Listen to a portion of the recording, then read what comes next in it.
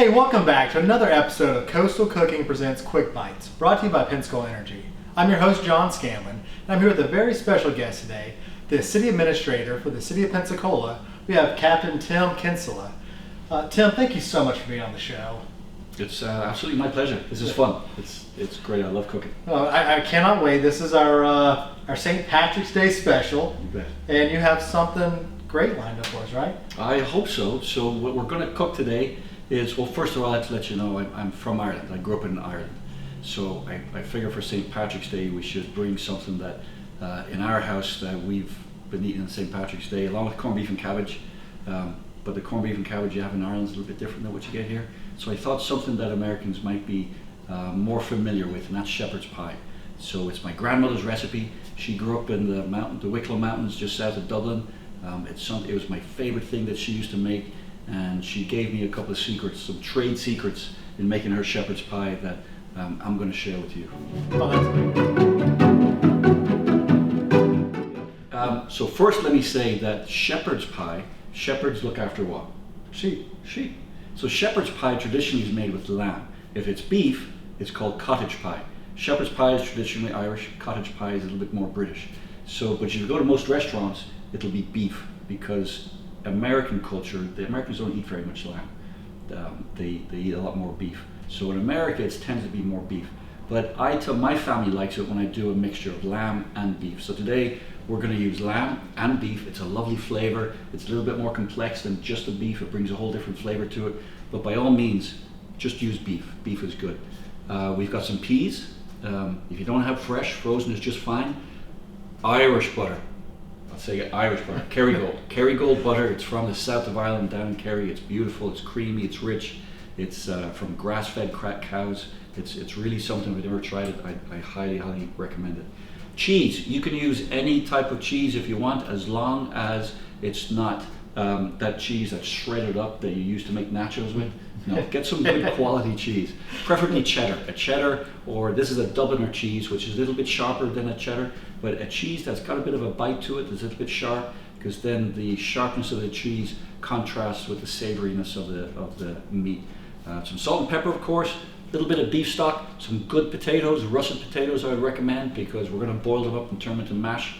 If you get potatoes that are too waxy, it doesn't make a good fluffy mashed potato. Some onions and some carrots, and that's the basic ingredients. But what I'm going to show you later on is my grandmother's secret part to the recipe that makes it extra special. Pre-peel your spuds. We call them spuds in Ireland, not potatoes. When you and make sure you get all of these nasty bits out of there.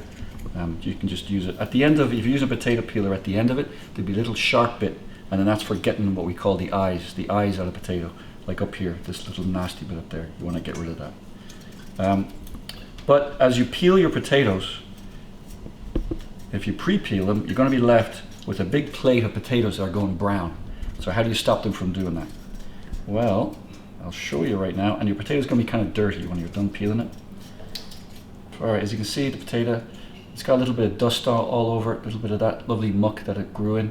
Then we just put it in a bowl of water, and then that stops it from going brown, because potatoes, like apples, when oxygen gets to them, they start browning, and we don't want that to happen.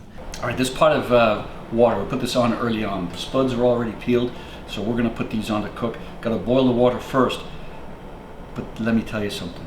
Never, ever, ever, ever, ever put your spuds in unsalted water. It's just not done. Same with pasta. Make sure you salt it. And I don't mean just a little bit. It should almost taste like seawater when you put it in. So a good dollop there. See how much salt I'm putting in? And get it in there. Just give it a nice good flavor of salt, and it gives the spuds a little bit more flavor. I don't think there's any food in the world that responds better to salt and butter than potatoes. All right, we've got our onion. So what are we going to do with the onion?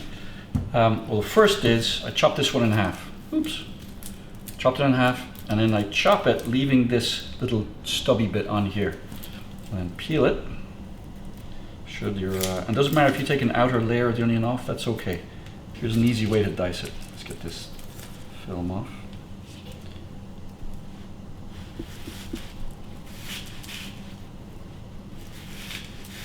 Straight down like this. And across. So I'm cross-sectioning it like this. And then once that's done, there we go, perfectly diced. et voila. So remember I told you about secret ingredients? Well, one of them is the venerable herb thyme. So thyme is it's a bit of a pain in the neck to try and get off because these leaves are tiny. So what I do is hold it at its top and then go against the thyme, against the grain, and you just pull it, and there you go. And there's your thyme. Thyme will give this a different depth of flavor. It'll give it a real sort of savory taste. That's really nice. So we're bringing the water to a nice rolling boil, and then to cut down on the cooking time, because we're not gonna, these spuds aren't for eating by themselves, we're gonna mash them. So to cut down the cooking time, you can just split them in half. Not too small, and be careful, don't burn yourself. And it'll probably take about 15 minutes maybe to cook these, and then we'll talk about how we know they're done in a few minutes. Okay, so I just opened up the beef and the lamb package. Remember, you can just use beef, it's fine. You know, like after the pan has heated up a bit, don't put oil in a cold pan, put oil in a hot pan, because then the oil gets down into the pores of the pan and it does its job a little bit better. So a little bit of oil just so as it doesn't stick to the pan. There's enough fat in this meat where the fat is going to render, and it'll sort of create its own oil on there. So I'm just going to throw this on. You can hear it sizzling there. So because I had raw meat in my hands, I'm using a bit of soap, because obviously you don't want to be putting raw meat all over the kitchen, right? Okay. So a little bit about St. Patrick's Day. What is St. Patrick's Day? So first of all, let's get this out of the way. It's not Patty's Day. It is not Patty's Day. It's not P-A-T-T-Y-S. And every time I see that, I break into convulsions. It's Paddy's Day. Why is it Paddy's Day when it's St. Patrick? Well, the Irish name, the Irish word for Patrick is Pádraig, P-A-D-R-A-I-G. So then from Pádraig, the short version of that is Paddy, P-A-D-D-Y. So the short version of St. Patrick's Day is Paddy's Day, not Patty's Day. Patty is your aunt who knits you sweaters every Christmas that are 3 sizes too big for you. Or it's a peppermint thing that you eat for dessert. So, that's where, how you say it and what the name is.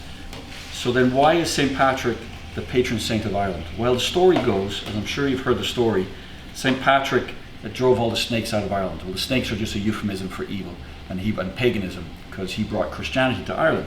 And this was in the 600s or 700s.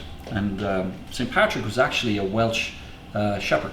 And he was brought over to Northern Ireland, up to the hills of Antrim, by an Irish slave trader, a fellow named Niall of the Nine Hostages, would you believe? Niall of the Nine Hostages.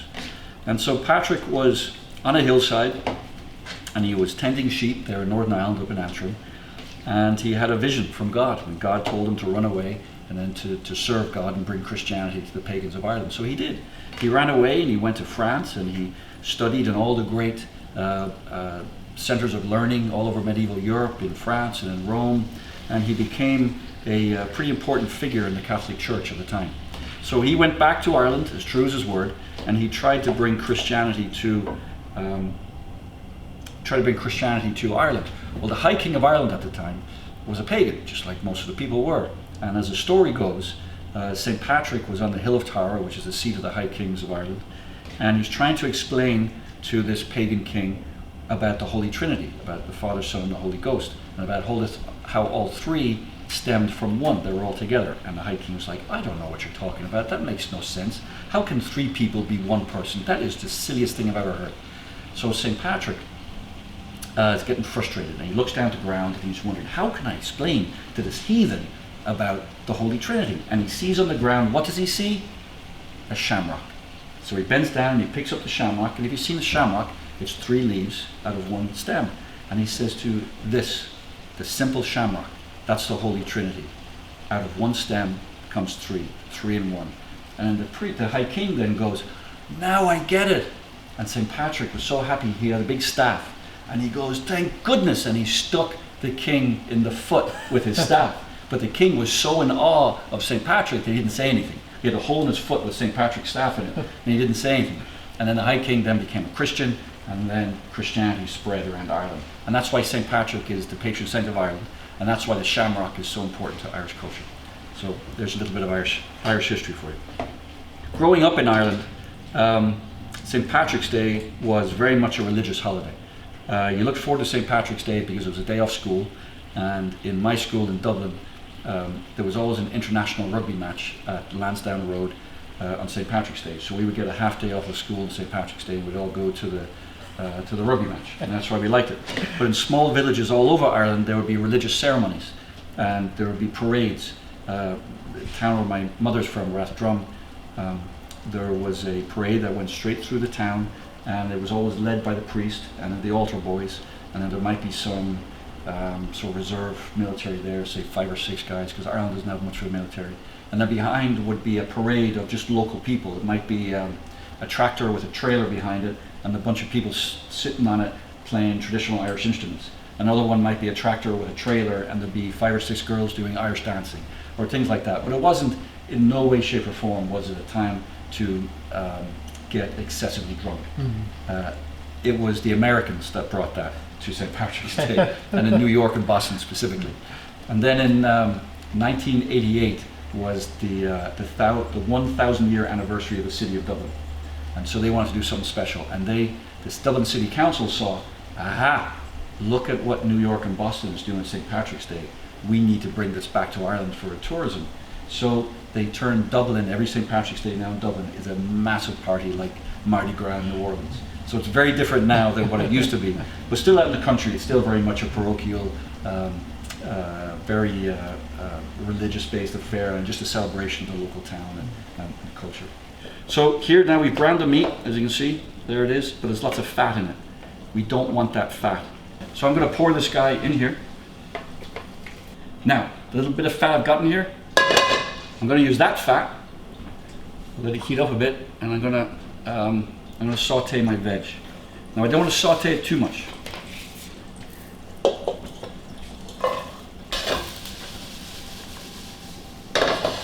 Now you're going to ask, why didn't I season the beef?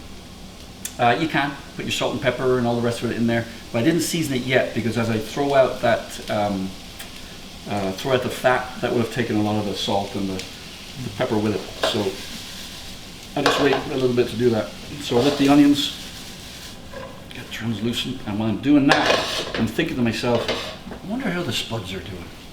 So I'll go over here and I get a fork or a knife and just sort of tap it in there. And I'm seeing how soft it is. If it goes through, no problem. The potato breaks apart, it's well done. So I just plop the carrots in here too. I let the onions get a little bit translucent, and then I put the carrots in, and I'm going to start seasoning it. I'm going to be seasoning this all the way through as we go.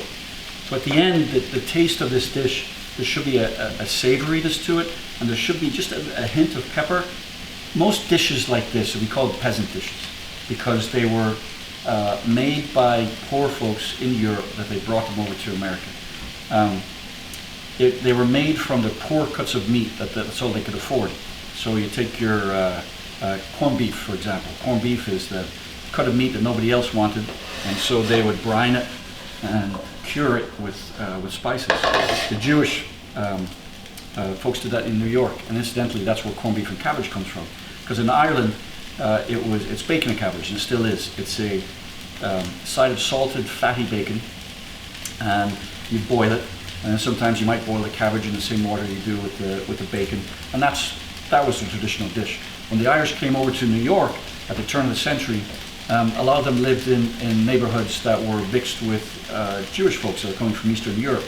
Well, the Jewish people brought corned beef with them, and then they used corned beef in their, that's where pastrami comes from, and it's a big feature of the Jewish diet, at least it was back then. So the Irish, it was the only meat that was available to them, so then they used the corned beef instead of the bacon for their St. Patrick's Day celebrations. So that's where the corned beef and cabbage comes from. So now I've got this rendered down a little bit, I'm going to take my meat, put the meat in.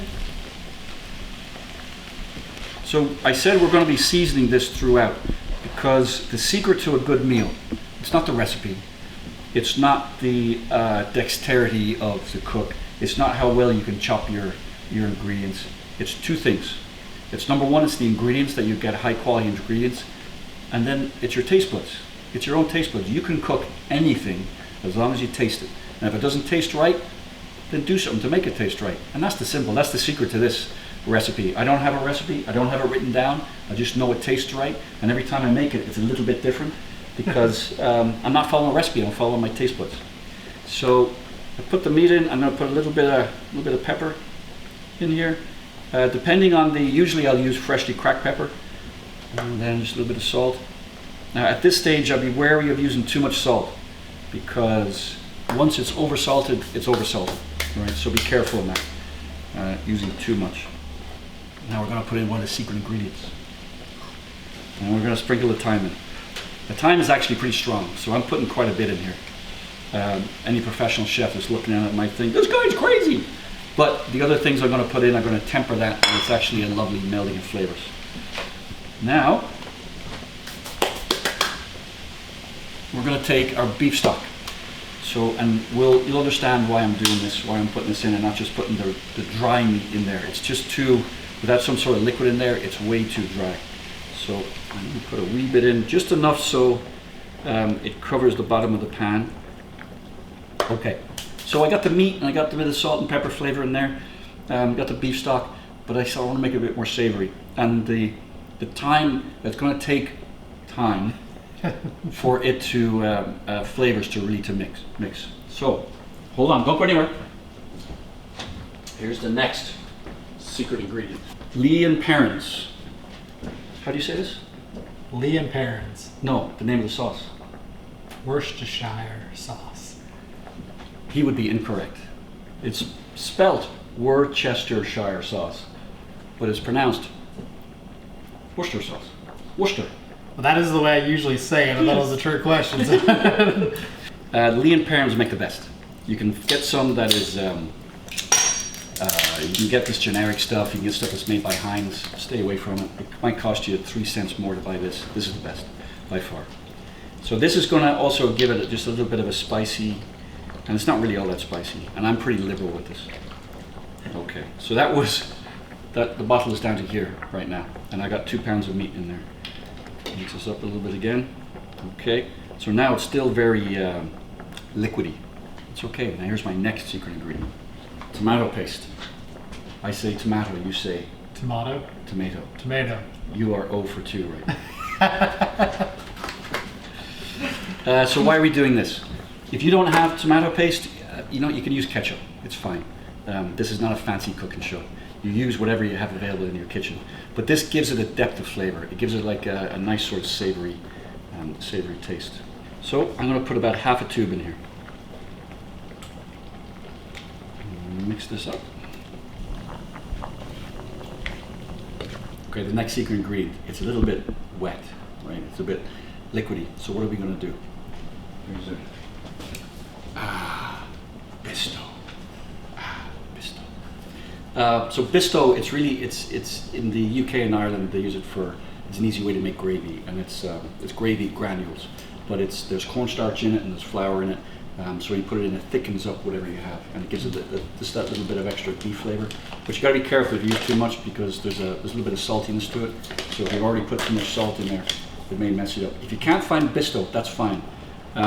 Flour does just as well, but the flour, don't just dump a bunch of flour in there. Make yourself a nice little roux. So get maybe a quarter cup of flour and some butter, some softened butter, and then mix the butter up with the flour so it's nice and it's almost like a paste.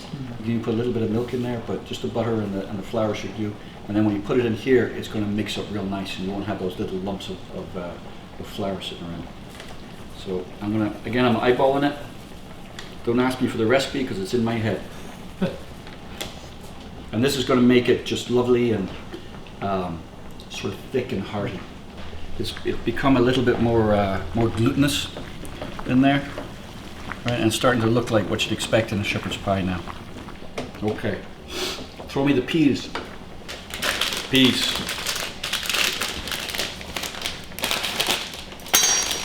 I'm just going to throw the whole lot in there. Well, yeah, why not? Okay, so this is good where it is. I'm going to turn this off. Don't need to burn it. The spuds, I knew that. Come on over here for a minute. So as I stick it in, you can see it's nice and it's just going to come apart. It's probably a little bit overdone, but that's okay. When you're mashing potatoes, it doesn't have to be perfect. So we're going to take this,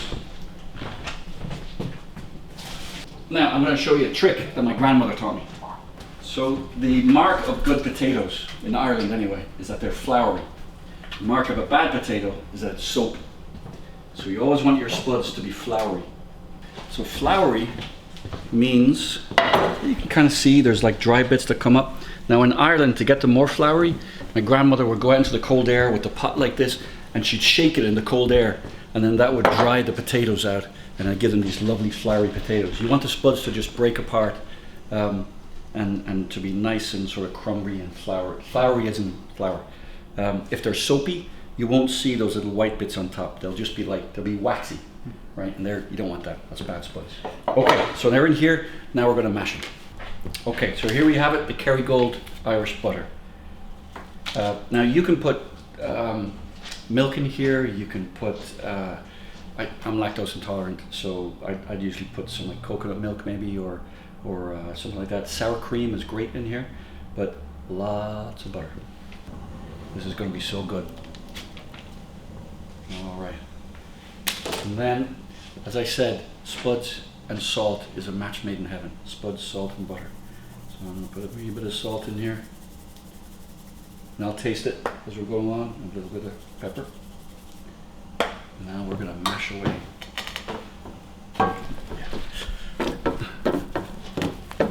All right, now we're ready to put it all together. I'm going to put this baby in a dish. All right, now we're going to take the spuds.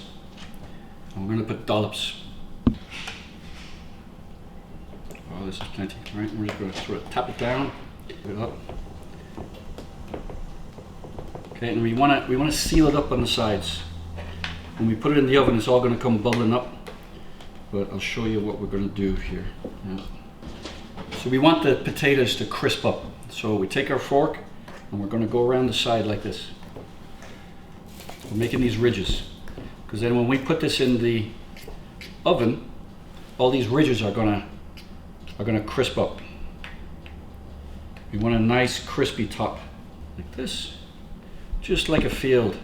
Plow the field to sow some more spuds. So if you wouldn't mind doing me the honors of opening up the... And it's on 380 degrees? It's 375, it really doesn't matter. So 350 to 400, 700 degrees, whatever works. Just looking to crisp the top of the potato. It is, and it's what you can do. So I put it on about 380 now, because I want it to heat up, because the meat's been sitting out for a bit, the potatoes have gotten a little bit cold, so I'm just trying to heat it back up again. Now, if you're in a little bit of a hurry, then just put it on broil, and then broil those top, but be careful, because your spuds will burn pretty quick if you do that. So while we're waiting for it to heat up, we're going to shred our lovely Dubliner cheese right here. Okay, let's see how it looks.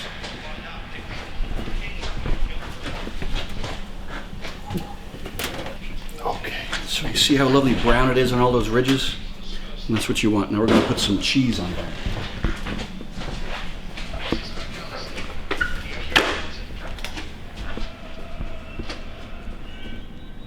So you want to grate the cheese, because that way it melts easier. You can really put whatever cheese you want on there.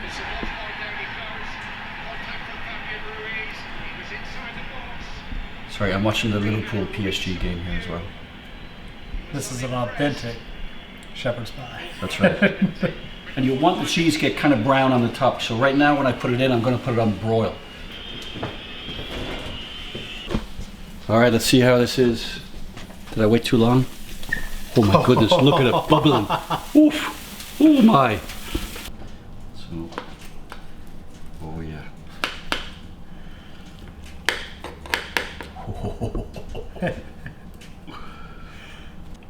And there, ladies and gentlemen, is a beautiful shepherd's pie. The moment of truth.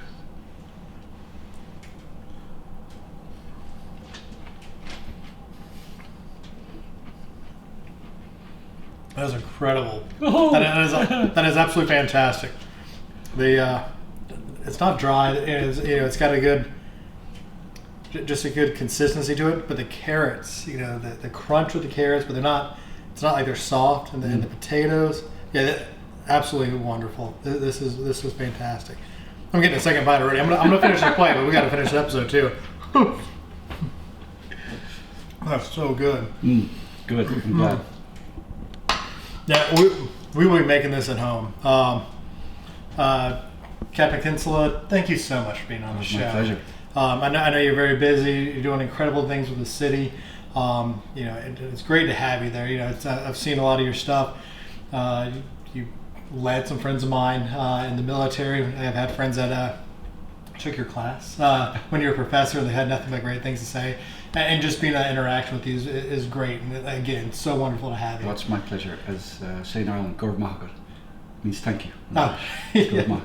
So thank you. I appreciate it. Thanks for having me here. Absolutely, and thanks for sharing your family stories and and just the history of St. Patrick's Day, St. Patty's Day. Patty's Day, that's right. I learned a lot, and this is incredible. I'll be eating this at the house probably once a week. So, Awesome. So make sure you make this at home and check us out next time on Coastal Cooking Presents Quick Bites. Cheers.